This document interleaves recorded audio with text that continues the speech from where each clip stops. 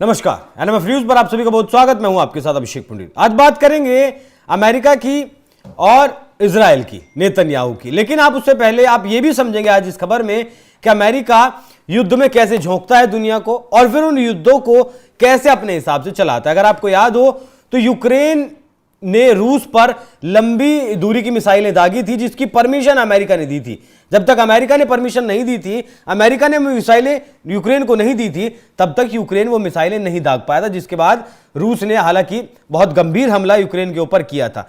ठीक वैसे ही Donald Trump ने कहा कि भैया सीज फायर कर दो हमास और इजराइल को मेरे आने से पहले। ठीक है, सीज फायर हो गया। जो कैदी थे, बंधक बनाए हुए थे, इजराइल ने भी छोड़े फिलिस्तीन के लोग, फिलिस्तीन ने भी इजराइल के लोग छोड़े। लेकिन अब डोनाल्ड ट्रंप ने एक प्रतिबंध को हटा दिया है। जो प्रतिबंध बाइडेन सरकार के द्वारा लगाया गया था नेतन्याहू पर, यह प्रतिबंध था कि बाइडेन सरकार की तरफ से इजराइल को 2000 पाउंड के वजनी बम देने से इनकार कर दिया गया था। देने की हां तो कर दी थी, लेकिन उसमें लगातार टाल मटोल की जा रही थी। जैसे जेट के इंजन भारत को देने की बात तो अमेरिका करता है, लेकिन लगातार लेट लतीफी। तो क्यों ऐसा हुआ है, क्यों बाइडेन का यह आदेश बदला गया है ट्रंप के द्वारा, इसी पर बात करेंगे।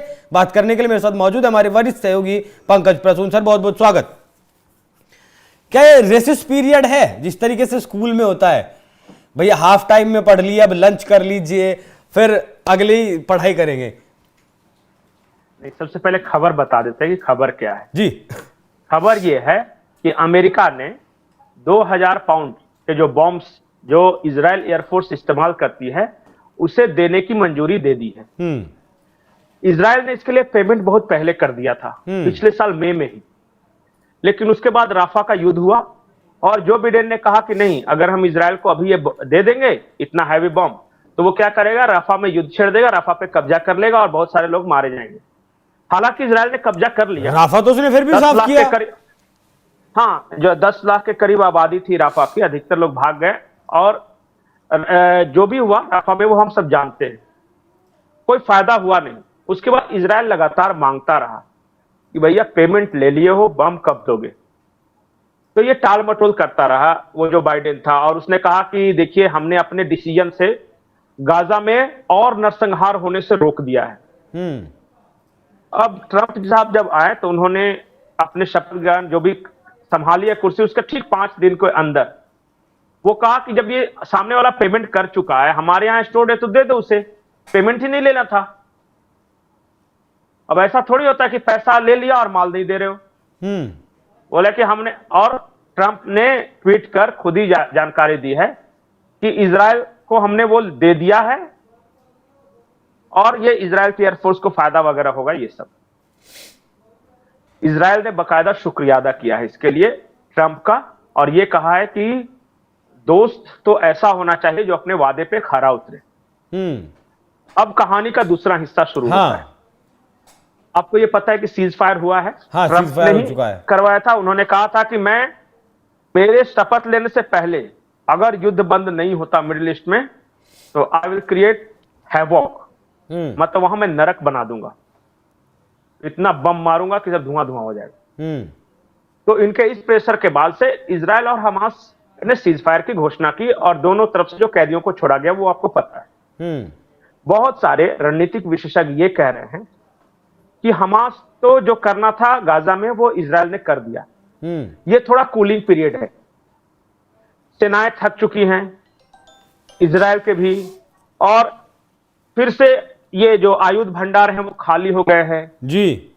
अमेरिका ने फिर से अपना सप्लाई भेजा है, थोड़ी सेना आराम कर लेगी, थोड़ी रणनीति बनाने का समय मिल जाएगा। इसके बाद अगले चरण का युद्ध होगा और वो निश्चित तौर पे होगा। और इतना जान जाइए, वो लेबनान या हमास के खिलाफ नहीं होगा। ये जिन्होंने लेबनान में हिजबुल्ला, फिलिस्तीन में हमास और यमन में हूती बनाया है, तो आप सीधे तौर पर ईरान की बात कर रहे हैं। अब जो समझदार है वो तो जान ही रहे हैं। हाँ, ये तीनों किसके क्योंकि प्रॉक्सी थे? इन बॉम्ब के बिना हिजबुल्ला से भी उसने लोहा ले लिया, हमास भी खत्म कर लिया, हूतियों को भी सबक सिखा दिया। इन बमों की जरूरत क्यों है? अब बड़ा अगर देश है, बड़ा अगर उसका कोई दुश्मन है, वो तो ईरान ही है। फिर नहीं, ये तैयारी करने का अगला जो 7-8 महीने का वक्त रहेगा वो बड़े युद्ध की तैयारी का वक्त है। और उसमें ये अपने आर्म्स, एम्युनिशन, सेना फिर से सब कुछ ठीक ठाक करेंगे, दुरुस्त करेंगे। और जो ईरान के तीनों प्रॉक्सीज जो हैं, हिजबुल्लाह, हुती और हमास, ये तीनों लगभग बर्बाद हो चुके हैं। लेबनान में लगातार बमबारी कर ही रहा है, उनको हिजबुल्लाह को लगभग तबाह कर दिया। हमास भी गाजा में समझिए कि गाजा को इतना बाजा बजाया है कि वो अब किसी लायक रहे नहीं। और हुती में उधर अमेरिकी सेनाएं कर ही रही हैं, जो अमेरिकी बम वर्षक विमान वहां डायरेक्ट अमेरिका उनसे लोहा ले रहा है।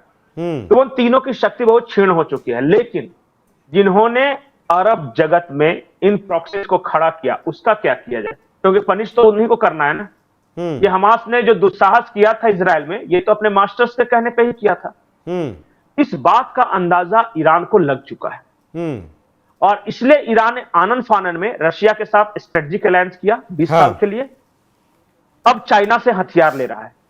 ईरान रशिया और चाइना को साध रहा है। उसे पता है कि जो होने वाला है वो तो होकर रहेगा।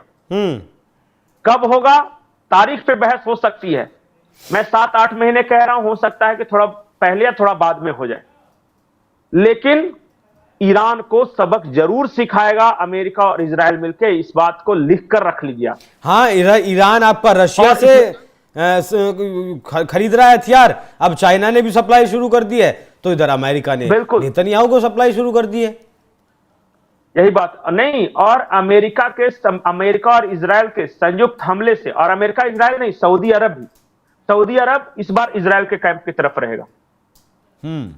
देख लीजिएगा। क्यों? तो सऊदी अरब सुन्नी नहीं, दोनों पे लड़ाई है। देखिए, एक शिया देश है ईरान, और सऊदी सुन्नी देश है, सुन्नियों का सबसे बड़ा देश है। अरब पे शियाओं का प्रभुत्व रहेगा या सुन्नियों का प्रभुत्व रहेगा, यह फैसला करेगा कि अरब देशों में सऊदी अरब की चलेगी या ईरान की चलेगी। और इस बात को लेकर दोनों में हमेशा तनाव। नहीं, ईरान पर जब हमला करना था इजराइल को, तो ईरान के आपके एक राजनयिक आकर बैठ गए थे सऊदी अरब में। उन्होंने कह दिया था कि हम अपना एयर स्पेस इस्तेमाल नहीं करने देंगे, और वो नहीं करने दिया गया। हालांकि अमेरिका ने कहा था कि आप हमारा एयरबेस वहां से इस्तेमाल कर सकते हैं, लेकिन नहीं करने दिया गया। सऊदी अरब वहां घुटनों पर आ गया ईरान के सामने। नहीं, उस वक्त क्या था ना, यहूदी बना मुसलमान इन्होंने नैरेटिव सेट किया कि देखो एक मुस्लिम देश पे हमला होने वाला है, सिया सुन्नी बाद में देख लेंगे। हाँ। लेकिन एक यहूदी देश एक मुस्लिम देश पे हमला करने वाला है, आप कैसे देख सकते हो? अरब एकता जिंदाबाद। हाँ। और अरब इजराइल वॉर भी तो लड़ चुके हैं ना इजराइल के साथ, ये सारे अरब देश मिलके। तो उसमें मिस्र भी था, जॉर्डन भी था, सीरिया भी था, सऊदी भी था। इस पूरी चर्चा का लब्बो-लुबाब ये निकाल ले हम। एक फेज खत्म हो चुका है, दूसरा शुरू होने वाला है, और होगा जरूर।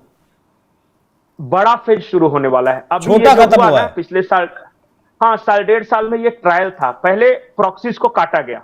हाँ। जब आप ऑक्टोपस देखते हैं ना, तो पहले उसके टेंटिकल्स को काटा जाता है, उसकी जो भुजाएं हैं। हाँ। और अब जो होगा वो कोर पे वार होगा।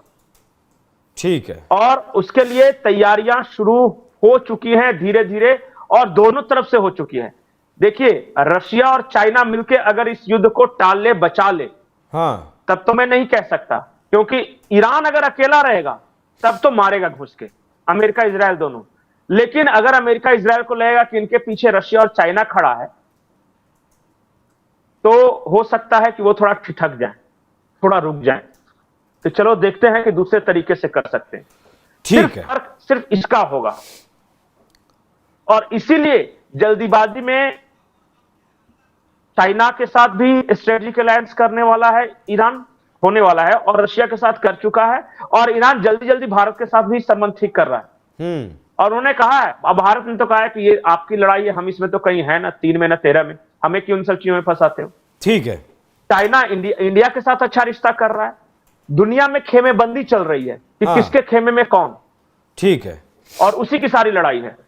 तो एक फेज युद्ध का खत्म हो चुका है, दूसरा फेज की तैयारी शुरू हो गई है। अमेरिका पीछे है इजराइल का, आप जानते हो। ईरान फिलहाल मौजूदा वक्त में चाइना से अपने हथियारों की सप्लाई कर रहा है। रूस भी धमकी दे चुका है इजराइल को ईरान के बलबूते पर के ईरान पर आप हमला नहीं करेंगे, हमला करेंगे तो हम भी इसका जवाब आपको देंगे। तो देखना होगा कि दूसरा फेज का जो युद्ध है वो होता है या नहीं, या फिर दुनिया की जो महाशक्तियां हैं वो मिलकर इसे रोक लेती हैं। पंकज जी, आपका धन्यवाद।